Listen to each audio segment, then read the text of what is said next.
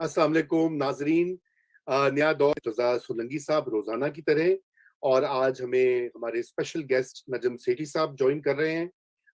उनका बहुत शुक्रिया कि वो हमें कीमती वक्त में से निकालते हैं टाइम, और we are very grateful NS. और आपको पता है कि आपकी बहुत सारे लोग आपका इंतजार करते हैं हर हफ्ते, कमेंट्स में पूछ रहे होते हैं कि आप कब आ रहे हैं। इस बार आपने मंडे को आना था, लेकिन वो चूंकि हमारे शेड्यूलिंग की वजह से आज मंगल को आप आ रहे हैं।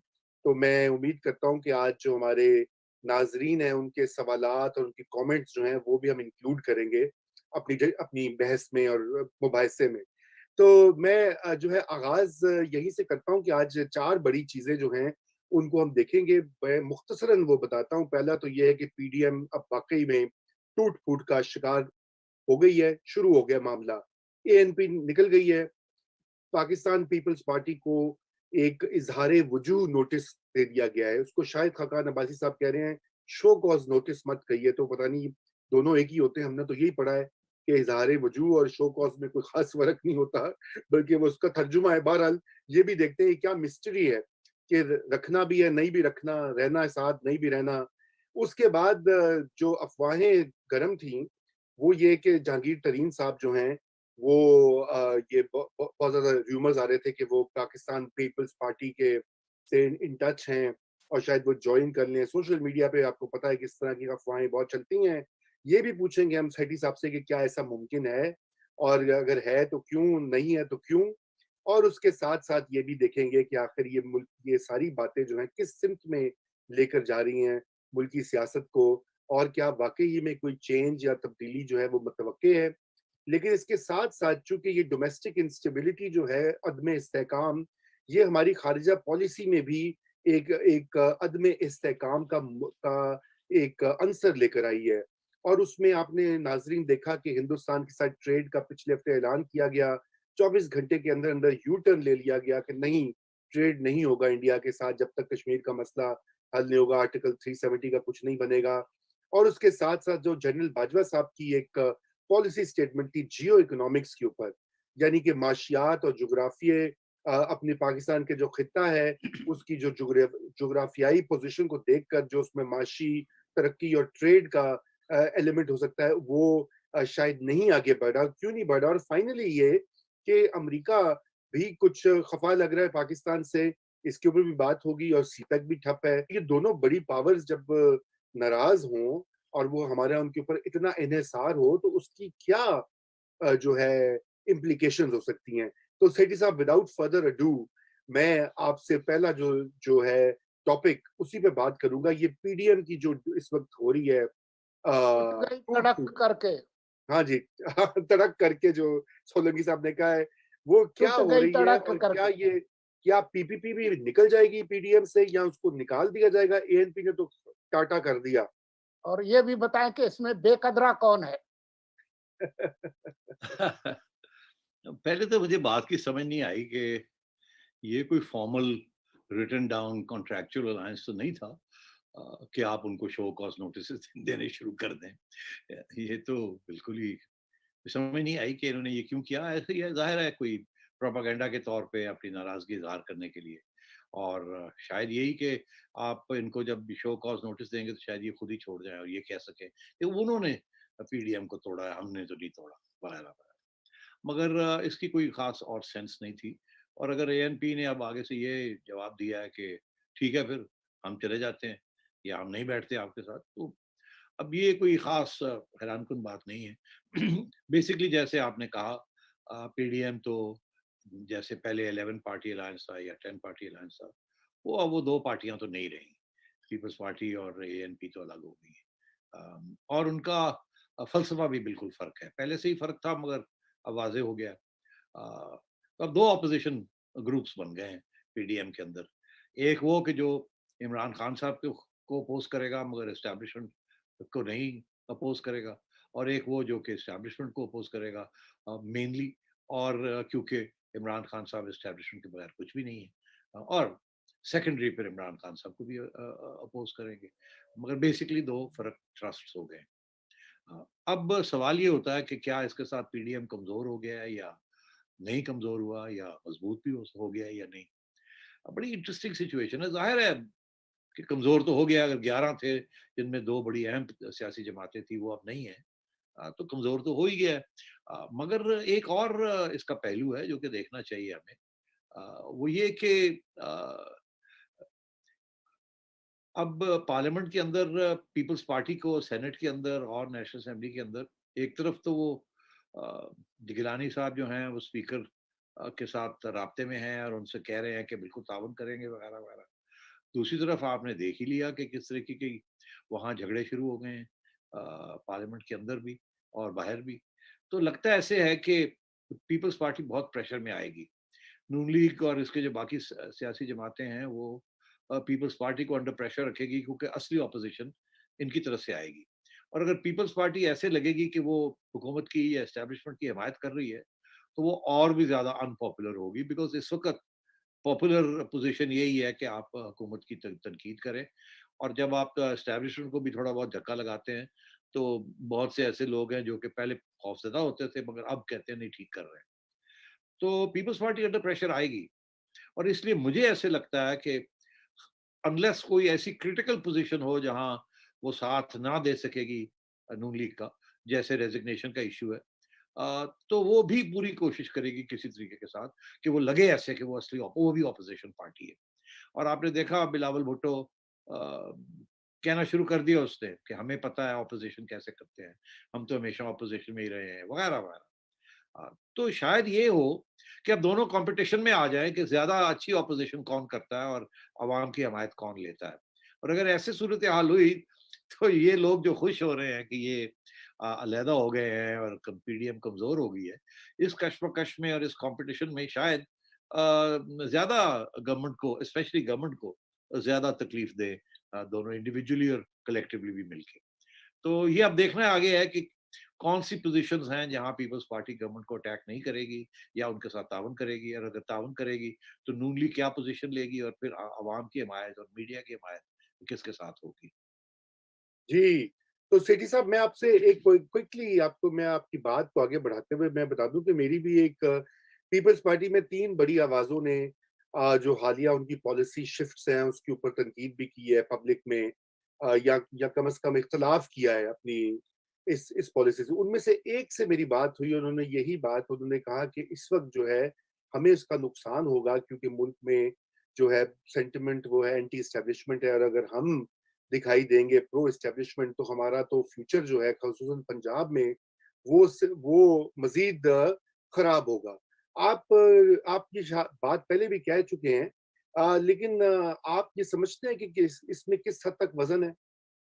बिल्कुल वजन है। अब 2-3 आवाजें तो खड़ी हो गई हैं, खोखर साहब हैं और रजा रबानी साहब हैं, मगर मैं भी इन टच हूँ पीपल्स पार्टी के जियालों के साथ। और तो वहाँ भी इसी किस्म की सोच है कि हमारा नुकसान हो रहा है, ये हमने हमें ऐसे नहीं करना चाहिए था। और कुछ लोग तो यहाँ तक कह रहे हैं कि बिलावल बिल्कुल साइडलाइन हो गया और जरदारी साहब सेंटर स्टेज पे आ गए हैं। पहले ऐसे लगता था कि जरदारी साहब ने बिलावल को सेंटर स्टेज पे रखा हुआ, अब ऐसे लगता है कि बिलावल जो है वो साइडलाइन हो गया और जरदारी साहब मतलब ये भरपूर तरीके से पीपल्स पार्टी की जो नई पॉलिसी है, प्रो एस्टैब्लिशमेंट पॉलिसी है और एंटी नून लीग पॉलिसी है, उसको गाइड कर रहे हैं। और मैं समझता हूँ इसमें शर्मिंदगी भी है भाई बिलावल की, क्योंकि जो कॉन्टैक्ट्स एस्टेब्लिश हुए थे पहले बिटवीन बिलावल एंड मरियम, हर जगह पे बिलावल ही होता था, वो अब बड़ी वहाँ तो अब जाहिर है टेंशन होगी, और अब तो खैर वो अलग अलग हो जाएंगे। तो इसलिए ये बात आप सही कह रहे हैं, मेरी भी सोर्सेज यही कह रही हैं कि पीपल्स पार्टी के अंदर दबी हुई आवाजें हैं, क्योंकि जरदारी साहब के खिलाफ खड़ा होना कोई आसान नहीं है। पुराने लोग हैं ये, जो कि खड़े रहते हैं उनके साथ। अब बहुत से ऐसे लोग हैं, मुझे पता है खुश नहीं है, मगर क्या करें और कहाँ जाएंगे वो। नून लीग में तो जा नहीं सकते, वो तो आइडियोलॉजिकल प्रॉब्लम्स हैं। और जरदारी साहब की इस पोजीशन के साथ, जो कि इतनी क्लोजली अलाइड हो गई है एस्टेब्लिशमेंट के साथ, जी। ये बड़े एंटी एस्टेब्लिशमेंट लोग हैं। तो ये अब कैसे ये आगे जाएंगे, कहाँ तनकीद होगी नहीं होगी, ये तो अंदर गड़बड़ तो है, इस पे तो कोई शक ही नहीं है। तो सेठी साहब एक क्विक क्विक एक मैं इसी से आपकी बात से मेरा एक सवाल भी कम कमेंट है, और वो ये है कि ये बात तो जरदारी साहब को भी पता है, वो मतलब वो भी बड़े सियासत के माहिर हैं दाव पेच के, he knows the chess board. वो इतना बड़ा रिस्क क्यों लेंगे? अगर वो उनको ये लग रहा हो, ज़ाहिर बात उनको कुछ एडवांटेज दिखाई दे रहा है ना, आगे जो फ्यूचर जो मंज़रनामा होना है, अलाइनमेंट होनी है, उसमें उनको लग रहा है कि कुछ उनको मिलेगा। ऐसे तो नहीं, वो सोच समझ के बात कर रहे हैं ना? आप सही कह रहे हैं, उन्होंने अपने ऑप्शंस जो हैं क्लोज नहीं किए। नून लीग ने तो अपने ऑप्शंस क्लोज कर दिए ना, मगर जरदारी साहब ने अपने ऑप्शंस ओपन रखे हुए हैं। ओपन से मुराद ये है कि एक तरफ वो एस्टैब्लिशमेंट को बिल्कुल नाराज नहीं कर रहे, दूसरी तरफ वो इमरान खान का पूरा साथ नहीं देंगे, तीसरी तरफ वो नून लीग के करीब भी रहेंगे और नहीं भी करीब रहेंगे, किसी इश्यूज के ऊपर सपोर्ट करेंगे, किसी को नहीं करेंगे। वो देख रहे हैं कि अब सबसे इम्पोर्टेंट बात उनके लिए सर्वाइवल है। अगर वो सर्वाइवल है और वहाँ गवर्नेंस रूल नहीं लगता और उनके ऊपर जो केसेस हैं वहाँ गो स्लो हो जाता है, तो वो बैठ के देखेंगे कि जब तब्दीली आएगी, और तब्दीली जरदारी साहब के जरिए नहीं आएगी, तब्दीली और वजूहत से अगर आई तो आएगी, उस स्टेज पे फिर जरदारी साहब ने क्या रोल अदा करना है। और मैं ये समझता हूँ कि उस स्टेज पे जरदारी साहब बड़े क्रिटिकल पोजीशन में होंगे, एक ऐसा रोल प्ले करने में जिसमें तब्दीली जो है वो फैसिलिटेट हो जाएगी। तो इसलिए उन्होंने अपने सारी किश्तियां जो है वो जलाई नहीं है। वो एक्चुअली एक ऐसी जगह पे आके खड़े हो गए हैं जहां से इधर जाना चाहें तो इधर चले जाए, इधर जाना चाहे तो इधर चले जाएं। और आप बिल्कुल सही कह रहे हैं, वो बड़े मंजे हुए खिलाड़ी हैं। वो उन्हें मालूम है सियासत के अंदर ये शॉर्ट टर्म में जो नाराजगियां होती हैं रातों रात खत्म हो जाती हैं। आपने वाह! देखा, एक दिन ये जफियां डाल रहे होते हैं, दूसरे दिन गालियां दे रहे होते हैं एक दूसरे को, और सोचते ही नहीं है कि इससे अवाम क्या सोच रही होगी। ये सियासत, इसी को तो वो कहते हैं। जैसे इमरान खान यू टर्न लेता है, ये लोग भी यू टर्न लेते हैं। स्पेशली वो लोग जो कि किसी सियासी प्रिंसिपल के ऊपर ना खड़े हो। आजकल तो नून लीग सियासी प्रिंसिपल के ऊपर खड़ी है ना, वोट को इज्जत दो, मगर हमेशा ऐसे नहीं था। और आगे जाके हमने देखना है कि क्या होगा या क्या नहीं होगा। अभी तो बहुत सी डेवलपमेंट्स होने वाली हैं। जिस दिन एस्टैब्लिशमेंट ने ये फैसला किया कि अब हमने कोई और ऑप्शन जो है उसको सीरियसली कंसिडर करना है, और इमरान खान साहब जो हैं ये हमारे लिए एक लाइबिलिटी बन चुके हैं, फिर आप देखिएगा कि जरदारी साहब कितनी जल्दी हरकत में आते हैं और कैसे रास्ते खुलवाते हैं और खोलते हैं। हाँ, बिल्कुल। सोलंकी साहब। सेठी साहब, बात यह है कि इस वक्त ऐसा लगता है कि अपोजिशन, हुकूमत और हुकूमत के सरपरस्त, तीनों के अंदर जो है वो एक बहरान है। ये एक अजीब कैफियत है। ये सही कह रहे हैं ना, इसीलिए तो ऑप्शंस ओपन है ना। अब आपने देखा हमजा शरीफ की बेल हो गई है, आगे जाके शहबाज शरीफ साहब की बेल होने जा रही है। तो तो फिर कोई ना कोई ऑप्शंस तो निकलते हैं ना इसके साथ। अब जब नवाज शरीफ साहब और मरियम इतनी हार्ड लाइन ले रही हैं, और हार्ड लाइन जो है उसने एक ऐसी पोजीशन पे ले आई है नून लीग को कि अगर कोई ऑप्शन निकालना है तो फिर वो जाहिर है जो लोग ऑप्शन निकालते हैं वो फिर शहबाज शरीफ साहब की तरफ ही जाएंगे ना। आप भूल जाते हैं या हम भूल जाते हैं सारे कि ये शहबाज शरीफ साहब के साथ जो ऑप्शंस निकले थे पहले, उसी की वजह से नवाज शरीफ साहब बाहर चले गए ना। तो वो तो और बात है कि बाद में वो बिट्रेल हो गई एक किस्म की, वो बात आगे नहीं बनी, और फिर इमरान खान साहब ने उसको साबोटाज कर दिया। तो ये आगे भी इस किस्म के मौके बनेंगे, मगर ये कंडीशंस दो होती हैं। एक होती है नेसेसरी कंडीशंस, एक होती है सफिशिएंट कंडीशंस। नेसेसरी कंडीशन ये होती है कि एक चीज जो है यार इसको करना ही करना है अब, मगर क्या उसके साथ पूरा मसला हल होता है कि नहीं, वो फिर सफिशिएंट कंडीशन हो जाती है। अब नेसेसरी कंडीशंस तो बनने जा रही हैं कि इमरान खान साहब से मुल्क चल नहीं रहा है और एस्टेब्लिशमेंट की बदनामी हो रही है। तो फिर अब आगे क्या करना है, किस तरीके से ये रास्ते निकालने हैं। अ, तो वो अब आप देखते चलिए। अभी आगे अब बजट आना है, फिर ये नून लीग ने कुछ फैसले करने हैं कि जी रिजाइन करना है नहीं करना, लॉन्ग मार्च करनी है नहीं करनी है, कैसे ये करनी है, किस स्टेज पे ये करनी है। अ, इस किस्म की चीजें अब चलने लगी हैं। अब आप देखिएगा ना, ये रमजान के बाद फिर एक्टिविटी शुरू हो जाएगी। और जैसे एक्टिविटी शुरू होगी और आप देखिएगा ऑप्शंस डिस्कशन शुरू हो जाएंगे। बिल्कुल। ऑप्शंस की बात हो रही है तो शहबाज शरीफ साहब की जो रिहाई है वो मुतवक्को है अब। उसके ऊपर बड़ी इस वक़्त स्पेकुलेशन भी हो रही है कि बड़ी जल्द वो निकल आएँगे और वो एक बड़ा अहम रोल अदा करेंगे। तो उस नजम साहब, अभी आपने कहा था कि पीएमएलएन ने एक पोज़ीशन ली हुई है, वोट को इज़्ज़त दो और जो भी सिविलियन सुप्रीमेसी की। तो जब शहबाज शरीफ निकलते हैं और पीएमएलएन को लीड करते हैं, पार्लियामेंट में लीडर ऑफ द ऑपोजिशन होते हैं और उनकी बातचीत भी ठीक-ठाक है एस्टेब्लिशमेंट से, तो फिर ये पीएमएलएन की जो पोज़ीशन है आइडियोलॉजिकल और पॉलिटिकल और टैक्टिकल, ये भी तो फिर बदलने का इम्कान है ना? देखिए वोट को 102 का क्या मतलब है टू बिगिन विद, आगे तो बहुत सी बड़ी चीज है वो, मगर वो बात की बात है। शुरू में तो ये है कि फौरी तौर पे इलेक्शन करवाई जाए और उसको फ्री एंड फेयर किया जाए, स्टेप वन। स्टेप टू की तो बात की बात है ना, जब हुकूमत आ जाती है तो फिर देखा जाता है क्या होता है क्या नहीं होता। तो वो तो बिल्कुल पॉसिबल है, क्योंकि अगर इमरान खान साहब की छुट्टी होती है तो फिर बहुत से ऑप्शंस निकल आते हैं ना, 6 महीने में इलेक्शन, साल में इलेक्शन, या जब छुट्टी होती है तो रह ही जाता है 1 साल 1.5 साल, तो चलो फिर उस वक्त ही करा लेंगे। और वो फिर रिफॉर्म, इलेक्टरल रिफॉर्म के उसके सब उस वक्त फिर जो इलेक्शन होगी वो आरटी सिस्टम नहीं टूटेगा।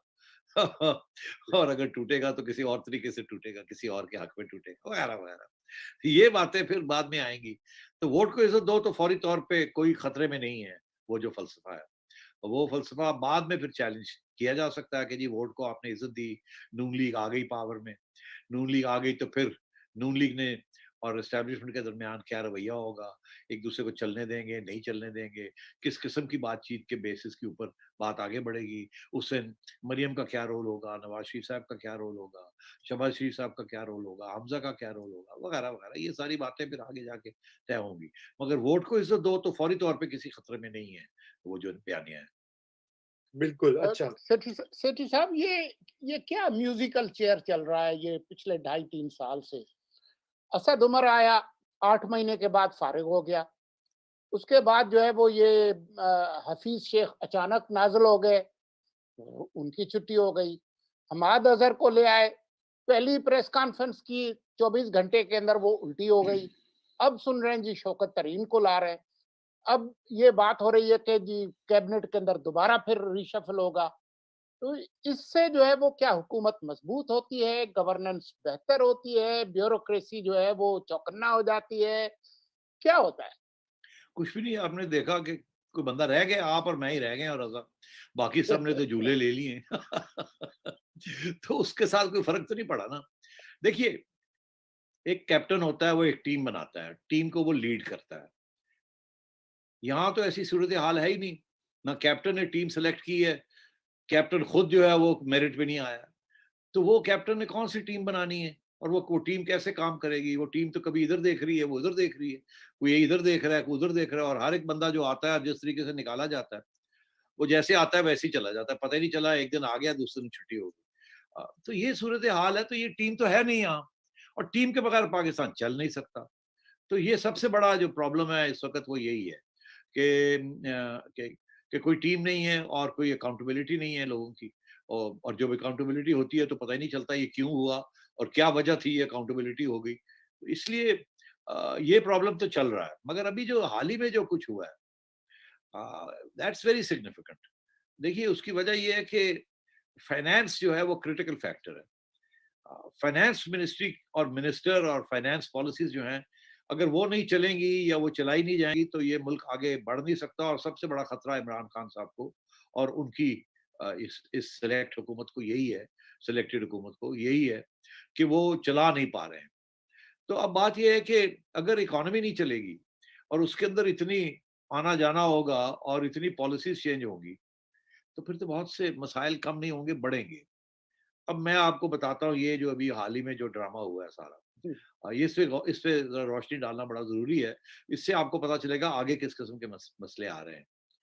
हमें एक दिन कहा जाता है कि जी कॉमर्स मिनिस्ट्री जिसके इंचार्ज खुद प्राइम मिनिस्टर साहब हैं, उन्होंने एक समरी मूव की है, जिसमें उस समरी के अंदर उन्होंने ये कहा है कि इंडिया के साथ ये कॉटन इंपोर्ट जो है उसको इजाज़त दी जाए। कॉटन और शुगर, चीनी कॉटन और और कपास, शुगर और उनको जो यार्न। इजाज़त दी जाए, क्यों? क्योंकि इसमें अवाम की बेहतरी है। इस वक़्त सख्त ज़रूरत है कॉटन को, हमारे एक्सपोर्ट्स के लिए ज़रूरत है उसकी, शॉर्टेज है और सस्ती मिल रही है और जल्दी आ जाएगी। और शुगर इसलिए कि शुगर प्राइसेस कहाँ आसमान को चूम रही हैं, और इसलिए शुगर की भी जल्दी से फौरी तौर पे इम्पोर्ट कर लिया जाए। अ, ये फैसला प्राइम मिनिस्टर साहब करते हैं और करके चला जाता है ईसी में। वहाँ हमाद अज़हर साहब जो कि अभी एक ही रात 2 दिन पहले ही वो आए हैं, हफीज़ शेख साहब की छुट्टी हुई है। उनको सिर्फ इतना पता है कि प्राइम मिनिस्टर साहब की ये समरी है, और बाय द वे वो उनका ये कहना है जो कि मेरी चिड़िया की खबर है, वो कहते हैं मुझे तो प्राइम मिनिस्टर ने कहा था कि इसको ईसी से अप्रूव करवा लो, कोई मसला नहीं है। तो जाहिर है वो तो कोई नेशनल सिक्योरिटी एक्सपर्ट तो नहीं है, वो तो नहीं है किसी किसी के साथ राब्ते में पूछने के लिए कि जी ये इसके साथ नेशनल सिक्योरिटी की जो पॉलिसी है उसके ऊपर कोई फर्क पड़ेगा या नहीं पड़ेगा, या हमारी फॉरेन पॉलिसी के ऊपर। वो तो एक बेचारे अभी आए हैं और उनको कहा गया कि जी इसको अप्रूव करें, वो कर लेंगे। वो कौन होते हैं कि प्राइम मिनिस्टर का ये कर दो और वो ना करें, या वो पूछे 4 सवाल कि आपने उधर पूछ लिया है, इसको देख लिया आपने, सवाल ही पैदा नहीं होता। नहीं तो छुट्टी हो जाएगी पहले ही। तो वो उन्होंने जाके वहां, और वहां भी जो लोग बैठे हुए थे उनको भी जब ये कहा गया कि समरी आई है, प्राइम मिनिस्टर साहब ने ओके हो गया, जी करो करो जल्दी जल्दी करो जल्दी करो, सब कुछ जो सेटल हो गया होगा जहां होना है। अब वो कर देते हैं। उसके बाद वो समझते हैं जी सारा कुछ सेटल्ड है, वो एक प्रेस कॉन्फ्रेंस कर देते हैं, किसी को प्रॉब्लम ही नहीं है। उसके बाद क्या होता है? उसके बाद ये होता है कि जनाब इंडिया के अंदर इंडिया मीडिया शोर डाल देता है कि लो जी पाकिस्तान तो क्लाइम डाउन कर गया, पाकिस्तान का तो एक मौकफ था वो छोड़ दिया और वो क्लाइम डाउन कर गया। लो जी लो बिस्त होगी पाकिस्तान की। यहाँ का मीडिया लोग शोर डाल देते हैं, एक ही की था, आप तो कह रहे थे कि सवाल ही पैदा नहीं होता तजारत का। अब तो यहाँ आपने तो एक तरफ तो आर्मी चीफ ने ये बयान दे दिया है कि जी अब जियो इकोनॉमिक्स होगी और जियो स्ट्रेटजी बात की बात है, और हम अपना घर भी ठीक करने लगे हैं। पता नहीं उसका मतलब क्या है, मगर वो चले हम ठीक करने लगे। और दुश्मनियां रीजन के अंदर नहीं होनी चाहिए। अच्छा, इसका ये मतलब है कि हिंदुस्तान के साथ भी जरा दुश्मनी कम की जाए फौरी तौर पे। यहाँ तो ये स्पेकुलेशन शुरू हो गया, हाई कमिश्नर भी वापस आ रहे हैं, तजारत ही खुल रही है जी, पूरा ट्रेड ही खुलने शुरू हो गया है। अच्छा जी, ओहो हो, पीछे बैक चैनल भी चल रही है, और जी फलाने ने ये कहा, फलाने ने ये कहा, इसका मतलब है कि वो सऊदी अरेबिया का भी रोल है, यूएई का भी रोल है, अमेरिका का भी रोल है, लो जी कुछ होने जा रहा है। तो ये सारा एक माहौल बन गया ना। उस माहौल के अंदर ऐसे लगा कि आपने अपना एक असूली जो बयान था वो छोड़ दिया, और आप रातों रात आपने, और नेशनल सिक्योरिटी एस्टेब्लिशमेंट ने, गवर्नमेंट ने एक बहुत बड़ी यू टर्न ले ली। अब जब ये हुआ तो जाहिर है मसला बन गया। कहीं से फोन आ गया होगा, ये आपने क्या किया यार, इसको जरा डाउन प्ले करें इसको, ये हमने तो ये नहीं कहा था कि इतनी जल्दी इस किस्म की चीज करें। अब वो फिर काबीना के अंदर जो मोहरे हैं इनके, उन्होंने शोर डाल दिया कि जी ये क्या हुआ, और हमाद अजहर को स्केपगोट बना दिया। वो बेचारा कहता रह गया जी मैंने कुछ नहीं किया, मुझे तो कहा गया था कि ये ओके है, तो जो आप नहीं चाहते तो ना करें। फिर प्राइम मिनिस्टर साहब चुप। तो अब तो मैं समझता हूँ कि ये इससे बड़ी हमाकत नहीं हो सकती थी। हुआ ये, मैं आपको अंदर की बात बताता हूँ। हुआ ये कि कुछ अर्सा पहले जब ये कोविड शोविड शुरू हुआ और कुछ मेडिसिन की शॉर्टेज हुई यहाँ, और मिनिस्ट्री ऑफ हेल्थ की तरफ से एक समरी मूव हुई कि कुछ मेडिसिन हैं हमने एक्सपोर्ट करनी है, और कुछ मेडिसिन हैं जो हमने इंपोर्ट करनी है, और हमें इजाजत दे दी जाए कि अब ये कर लिया जाए। तो गवर्नमेंट ने इन्होंने इमरजेंसी कहा हाँ हाँ कर लो, और कुछ इंडिया से भी चीजें आ गई मेडिसिन। किसी ने नोटिस नहीं लिया, ना इंडिया ने ज्यादा नोटिस लिया, ना आपने लिया ना हमने लिया, कि ये तो कोई एसेंशियल आइटम है, इसके साथ जो फलसफा है वो तो वहीं का वहीं, ये तो एक छोटी सी रिलीफ के लिए कुछ किया है, किसी ने नोटिस ही नहीं किया। गवर्नमेंट ने सोचा वाह भाई ये तो अच्छा हो गया, किसी ने नोटिस नहीं लिया, और ये वैसे भी हम तो आवाम की बेहतरी के लिए कर रहे हैं, हमको अपना असूल तो नहीं छोड़ रहे।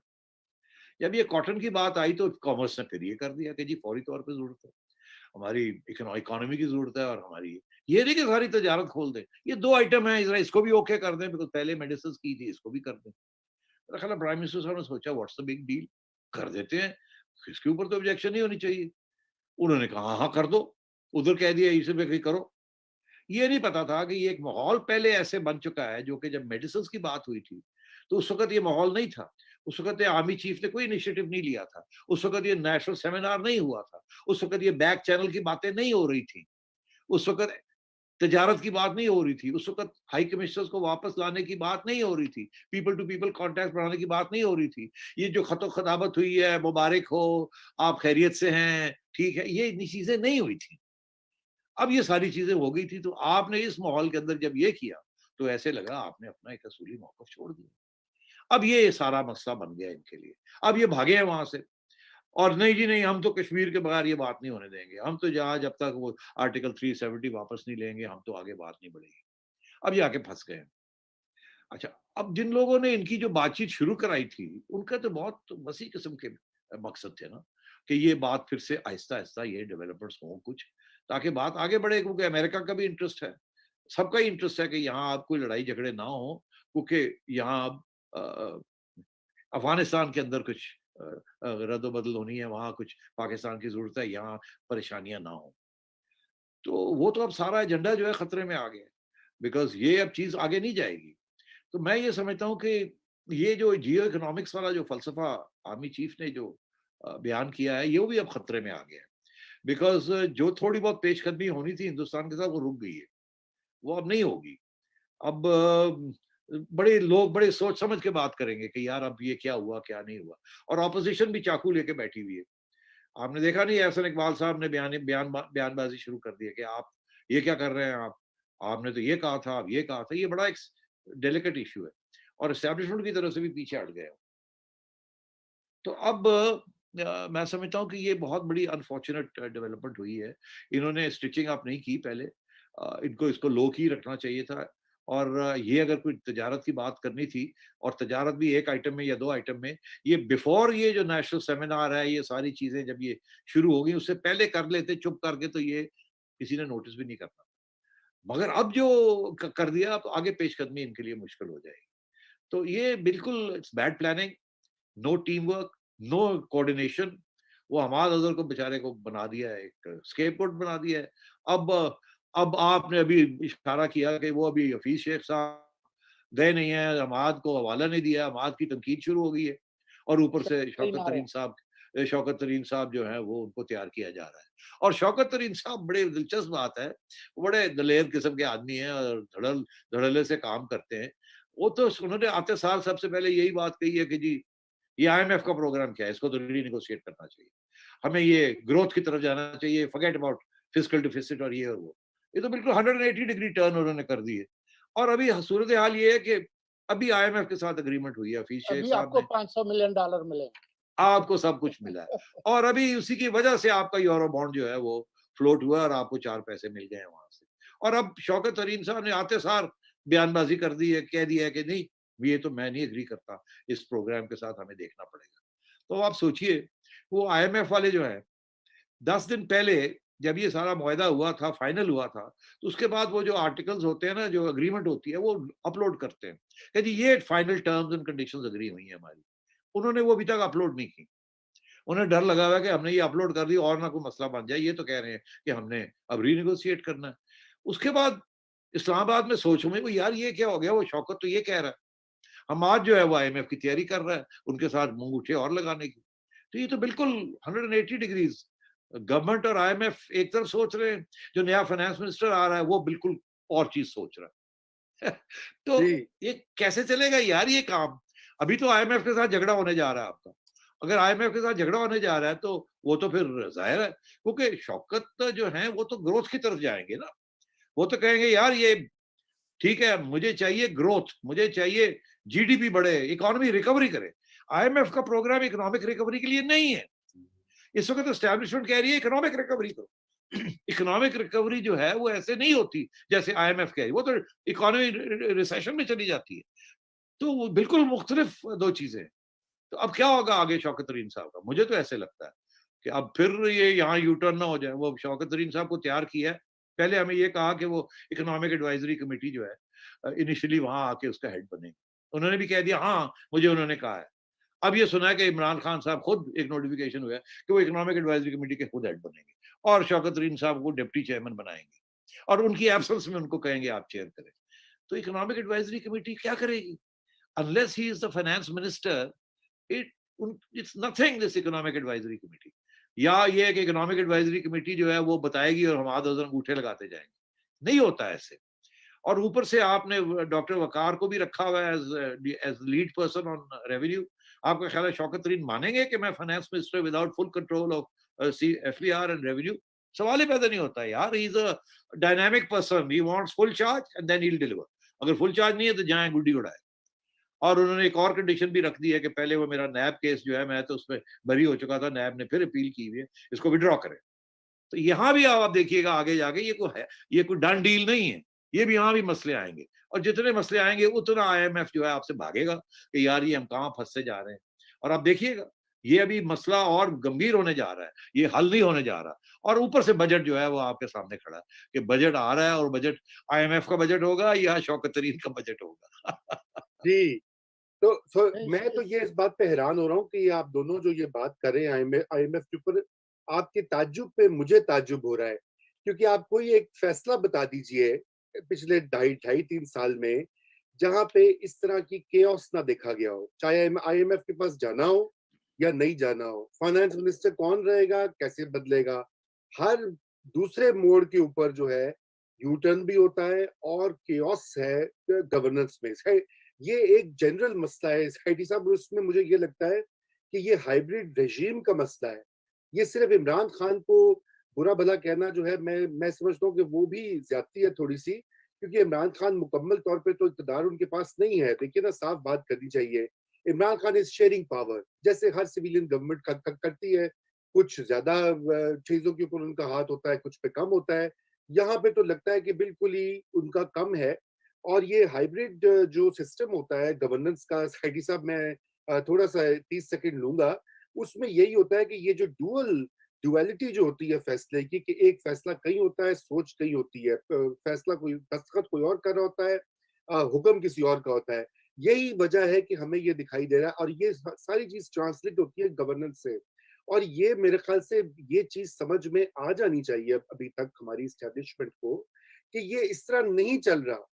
ये चाहे लाख दुनिया के बेहतरीन इकोनॉमिस्ट ले आए, बेहतरीन एक्सपर्ट्स ले आए, लाए ना, मुईद यूसुफ को लाए, देखिए कितना वो पढ़ा लिखा पीएचडी है, 10-12 साल का उसका तजुर्बा है, उसको भी टीवी पे बिठा के तो वो he has to defend, commerce minister जो है इमरान खान है, प्राइम मिनिस्टर भी इमरान खान है, और इस तरह की बातें हो रही हैं।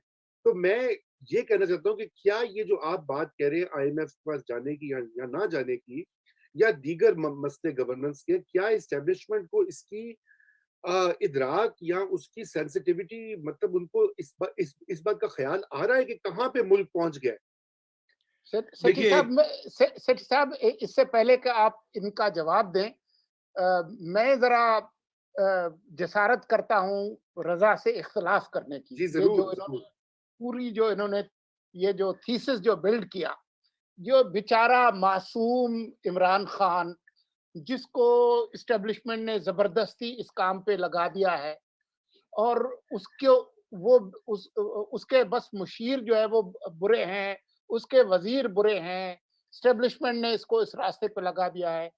वो इतना मासूम है, इतना बेज़रर है, उसका अपना कोई अकल नहीं है, उसके कनपटी पे बंदूक रखी हुई है। ये क्या बात हो रही मुर्तजा, इमरान खान में अकल नहीं है। तो मैंने to want to give you an answer. He is a cricketer. बड़ी सिंपल सी व्यूज है अबाउट लाइफ, हर रोज आप सुनते हैं उनकी बातें। कभी कुकड़ बन रहे होते हैं, और कभी अंडे हो रहे होते हैं, और कभी बनागा बन रहे होते हैं, और कभी मतलब है कि ही इज बेचारा, मतलब है कि अब मैं क्या कहूँ उसके बारे में। और वहाँ एस्टेब्लिशमेंट की भी बात में मैं कर देता हूँ, वहाँ भी कोई सेंस नहीं है अबाउट इकोनॉमिक मैनेजमेंट या फाइनेंस। वो दे soldiers.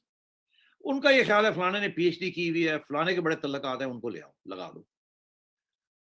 This is what they are doing. वो शौकत अजीज भी ऐसे ही आया, मोइन कुरैशी साहब भी ऐसे ही आ गए। वो लाते हैं वो world bank IMF, world bank IMF, क्यों?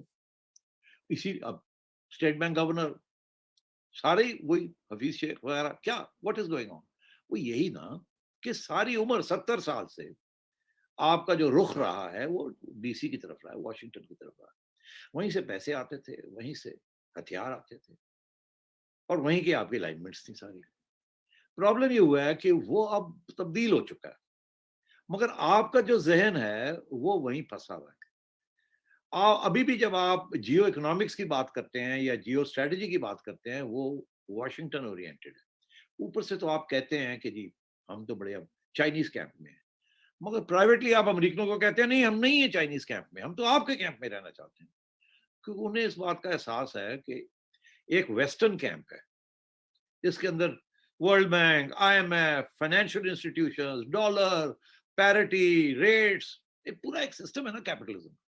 एक तरफ वो है, और बेचारा दूसरी तरफ एक चाइना है जो कि आपको चले एक दो बिलियन डॉलर दे देता है कि आप अपने बैंक में रख लें, मगर अभी वो उस लेवल पे नहीं आया कि it can compete with a different financial system and give you the sort of things that you want. वो तो नहीं है। आपकी सारी एक्सपोर्ट्स और इंपोर्ट्स एक्सपोर्ट्स सारी वेस्ट को जा रही है, चाइना को क्या जा रहा है? कुछ भी नहीं। और इसीलिए जब FATF आपके ऊपर घुमाया जाता है तो आपकी टांगे खड़कनी शुरू हो जाती है। इसी तरीके के साथ जब आपके ऊपर सैंक्शंस लगते हैं, न्यूक्लियर ओरिएंटेड या कोई और, तो आपको समझ नहीं आती अब कहाँ जाएंगे, आप भाग जाते हैं वहां जाके सॉरी सॉरी सॉरी करना शुरू कर दो। तो आपका, और अभी जो रीसेटिंग हो रही है, कहते हमें ये कहा जा रहा है हम रीसेट कर रहे हैं। अभी क्या रीसेट कर रहे हो? वो जी वो चाइनीज कैंप में बड़े करीब चले गए, we need to reset towards the West because goodies तो वहीं से आती है।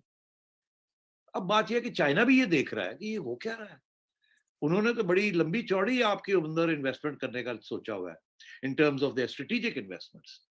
अब जो ईरान के साथ इतना लंबा चौड़ा जो उन्होंने आगे 20 साल का जो प्रोजेक्ट बनाया 400 अरब डॉलर का, उसमें आपका भी तो एक रोल है ना कि सारा कुछ जो तेल जाएगा इधर से जाएगा ना, आपके इधर से जाएगा और लॉट ऑफ इट। मगर अभी तक बिल्कुल ग्वादर का सिचुएशन क्या है? आपने चाइनीज के हवाले तो कर दिया मगर हुआ कुछ नहीं। पहले आपने सऊदी अरेबिया को कहा था कि आप यहाँ $10 बिलियन की रिफाइनरी लगाएं, वो भी भाग गए। अब आपने चाइना के हवाले तो कर दिया मगर आगे कुछ भी नहीं है। और चाइना जो है कभी वो उनका वजीर सफीर जो है वो जरदारी साहब को मिलने चला जाता है, कभी वो एहसन इकबाल को मिलने चला जाता है कि भाई हो क्या रहा है यहाँ।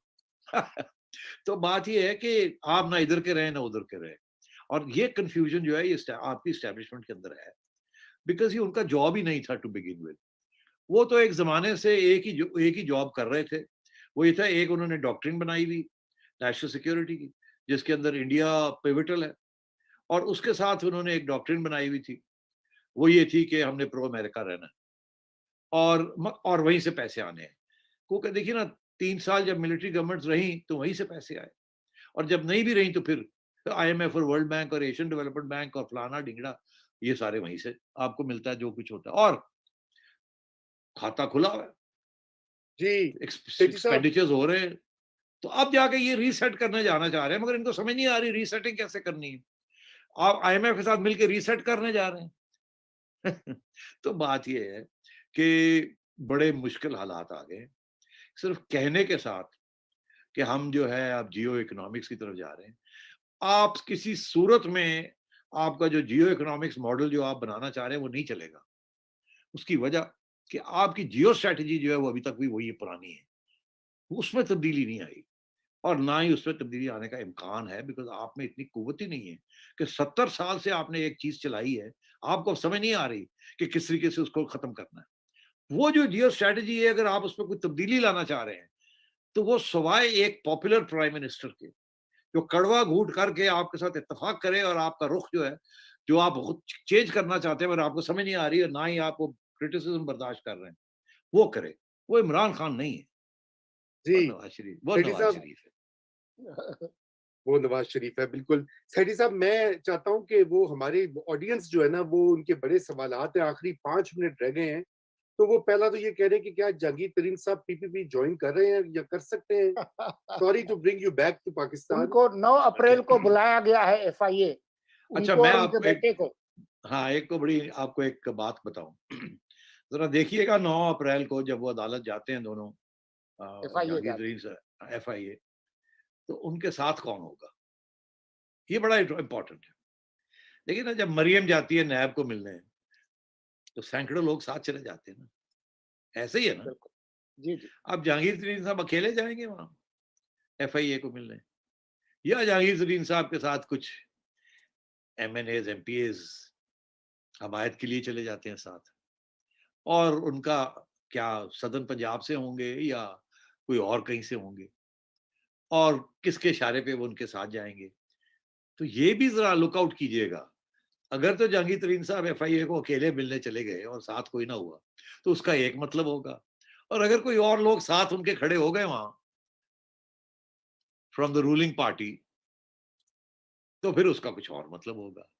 तो इसलिए मैं समझता हूं कि जैसे शहबाज शरीफ साहब ने भी एक रोल अदा करना है, और इसी तरीके से जहांगीर तरीन साहब का भी एक रोल है और वो अदा करेंगे जब वक्त आएगा। उतनी देर तक वो भी जेल काटेंगे और ये भी आगे पीछे होंगे जब वक्त आएगा, बिल्कुल।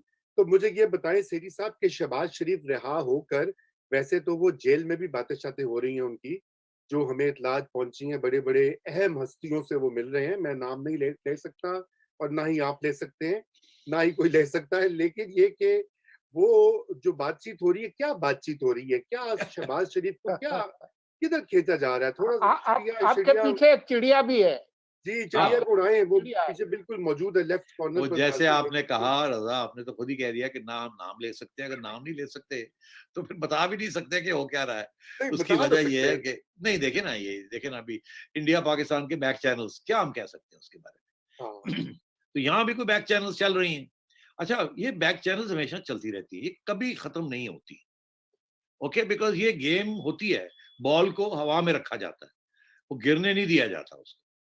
तो इसलिए मैं समझता हूँ कि बातें चल रही हैं और बातें आगे भी जाएँगी।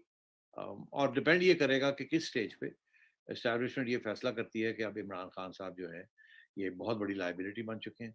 मैं समझता हूँ जिस दिन उनको कोई अच्छी सॉल्यूशन मिली, जिसमें एस्टैब्लिशमेंट की लीडरशिप बरकरार रहेगी और कोई उनको धक्का नहीं लगाया जाएगा और कोई सेटलमेंट हो जाती है, तो फिर इमरान खान साहब उस दिन फारग हो जाएँगे।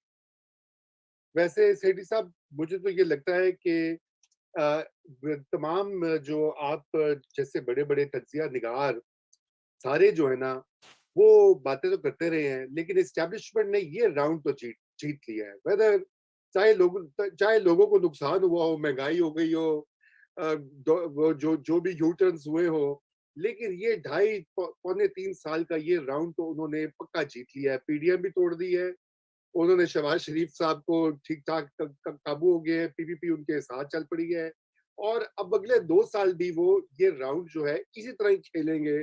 कभी कुछ सिग्नल देंगे, कभी कुछ कुछ देंगे।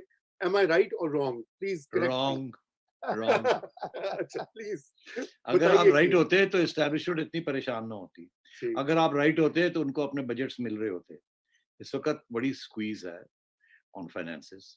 मईशत तबाह हो चुकी है विद दिस लीडरशिप।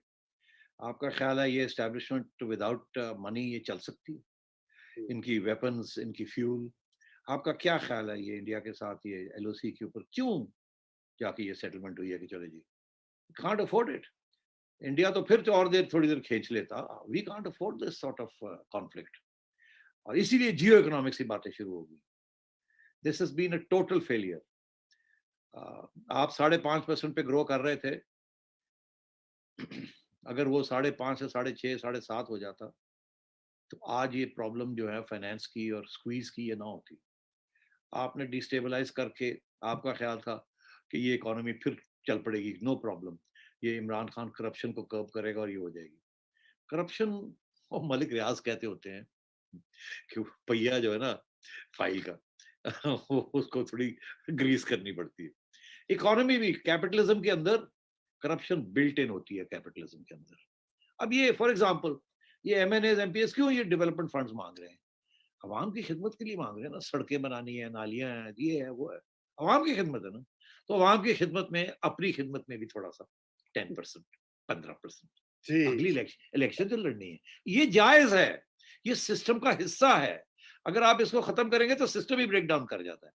तो अब आपने ये करप्शन करप्शन करप्शन, ये मिडिल क्लासेस, आपकी urban middle classes, moralistic high ground, खुद इतनी करप्शन है in in all these people who earn money कि टैक्सेस जो नहीं देते, तो टैक्सेस गरीब आवाम देती है या अमीर लोग देते हैं टैक्सेस? गरीब देते हैं जी बिल्कुल इनडायरेक्ट टैक्सेस तो वो सबसे ज़्यादा। बेचारे गरीब तो इनडायरेक्ट देते हैं ना, डायरेक्ट टैक्सेस जो है वो अमीर लोग देते नहीं है।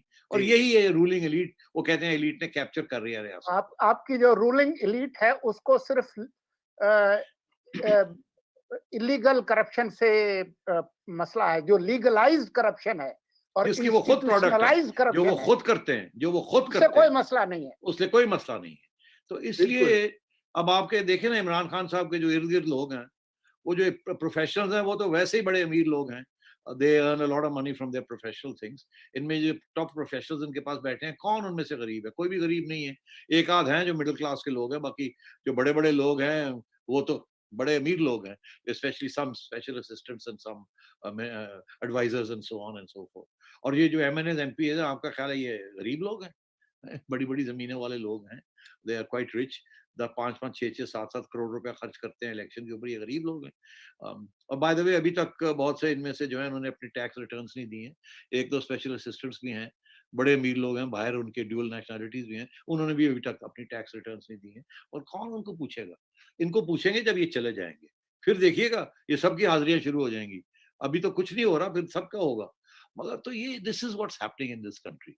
जी ये जो एलीट जो है, जो कहती है जी कि ये करप्शन हो गई, करप्शन, सबसे ज्यादा करप्ट ये एलीट, इसीलिए वो दूसरों के ऊपर निशानदेही करते हैं और करते हैं।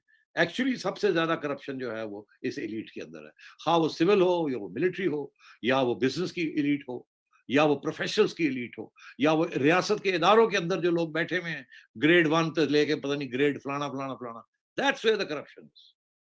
बहुत आपने ये तो इसके ऊपर हम एक सेपरेट सेठी साहब बात करेंगे क्योंकि ये बहुत बड़ा टॉपिक और बहुत अहम टॉपिक है पाकिस्तान के पॉलिटिकल डिस्कोर्स के हवाले से। मगर चूंकि हमारा वक्त खत्म हो गया, मैं आपसे आखिरी क्विक क्वेश्चन, वो भी पब्लिक का पुरजोर इसरार पर, वो ये कह रहे हैं कि अगर आप ये कह रहे हैं कि एस्टेब्लिशमेंट के अंदर सोच बदल रही है और वो हीट फील कर रहे हैं डिक्लाइनिंग इकोनॉमी की वजह से, तो फिर तबादला वगैरह का क्या कुछ होंगे, तरक्कियां तबादले? देखिए रजा, वक्त लगता है ना, पहले सोच आती है, फिर सोच के काउंटर सोच आती है कि नहीं नहीं नहीं नहीं, फिर यार कहाँ फंस गए, अच्छा ऐसे कर लेते हैं, अच्छा ऐसे कर लेते हैं। ये चलता रहता है, जैसे जैसे ऑप्शंस खत्म होते जाते हैं फिर से रिव्यू होता है, फिर होता है, बिकॉज दिल नहीं करता छोड़ने को, बिकॉज वो एक पूरा माहौल 70 साल का बना हुआ है ना। और अब ये इतनी बड़ी इन्वेस्टमेंट की है इस हाइब्रिड regime के अंदर, ये छोटी इन्वेस्टमेंट थी आपका ख्याल है कि दो सियासी जमातों की छुट्टी कराना और एक ऐसी सियासी जमात लाना जिसको मिल जाना और कहना कि बस अब यही है, हम डायरेक्ट रूल तो नहीं करेंगे, इनडायरेक्ट रूल इसके जरिए करेंगे। ये तो हमने देख लिया ना, ज़ियाउल हक के ज़माने में भी देख लिया, जुनेजो साहब भी आ गए, हमने देख लिया। और अब ये एक नया जुनेजो आ गया। तो जैसे वो नहीं लास्ट किए, ये भी नहीं लास्ट करेंगे, बिकॉज़ ये डिलीवर नहीं कर सकते। और एस्टैब्लिशमेंट जो है वो कोई कंसेशन देने के लिए नहीं तैयार ऑन द मेन इश्यूज़। ये बातें हैं जी जियो इकोनॉमिक्स की, it's not going to work. उसके लिए एक ज़हनी तौर पे और इंस्टीट्यूशनल तब्दीली आनी पड़ेगी। वो एक नेसेसरी कंडीशन है, वो होनी नहीं है। वो उसके लिए एक पूरा ट्रांजिशन पीरियड चाहिए और जो अनफॉर्चुनेटली जो मुश्किल फैसले करने हैं उसके लिए, वो कोई ऐसा सिविलियन आए जो कि वो इनके साथ एग्री करके वो मुश्किल फैसले करे, गाली खाए और 5 साल के अंदर कुछ ना कुछ कर जाए ताकि रास्ते कुछ खुलने शुरू हो जाएँ। इमरान खान साहब की तो बस की बात नहीं है। उन्होंने तो फोकस ही नहीं किया मेन इश्यूज़ के ऊपर। उनको तो यही था कि इनको खत्म किया जाए, इनको खत्म किया जाए। वो तो खत्म नहीं हुए। आप अगर सही तरीके से इकोनॉमी चला देते, मईशत चला देते तो ये खुद ही खत्म हो जाते। तो वो तो हुआ नहीं और वो होना भी नहीं है विद इमरान खान। ये टीम नहीं बिल्कुल चलेगी। ये टीम नहीं है। These are individuals, fly by night operators. इस ये नहीं चलेगी। बिल्कुल बिल्कुल। Thank you so much. हम बिल्कुल, वक्त हमारा खत्म हो गया है। सेठी साहब as always a very revealing और पुरमगज गुफ्तगू जिसे कहा जाता है। और शुक्रिया सोलंकी साहब, शुक्रिया आपके सवालात का और टॉपिक्स का भी। और इंशाल्लाह अगले हफ्ते हमारी फिर मुलाकात होगी। सेठी साहब के साथ आप अपने सवाल वगैरह तैयार रखें और देखें कि जो बातें कही हैं इनकी चिड़िया ने जो बताई हैं, वो हम अगले हफ्ते देखेंगे कि चिड़िया क्या खबरें लेकर आई है। इसी के साथ खुदा हाफिज। खुदा हाफिज़।